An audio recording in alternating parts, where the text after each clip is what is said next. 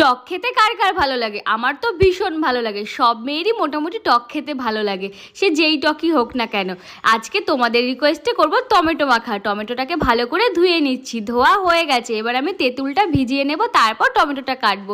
তেঁতুল ভিজতে ভিজতে এবার তেঁতুল ভিজিয়ে দিয়ে আমি টমেটোটা ভালো করে কেটে নেব। আমি একটু ছোট করেই কাটবো, কারণ আমার ছোট ছোটোই ভালো লাগে। তোমরা তোমাদের পছন্দ মতো কেটো, কারণ কে কীরকম কাটো সেটাও আমায় কমেন্ট করে জানাবে।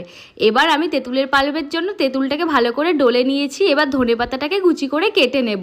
আমি একটু অল্প পরিমাণ ধনেপাতা দিয়েছি। এবার শুকনো লঙ্কাটাকে ভালো করে পুড়িয়ে নিয়ে তেঁতুলের পাল্প, শুকনো লঙ্কা ভালো করে ডলে নিচ্ছি লবণ দিয়ে। এবার আমি এটাকে মেখে নেব। তোমরা কীরকমভাবে মাখো সেটাও কিন্তু আমায় কমেন্ট করে জানাবে। আমি তো এরকমভাবেই সব সময় খাই। তো চলো, মাখা হয়ে গেছে। এবার এটাকে একটা ছোট বাটিতে সার্ভ করা যাক।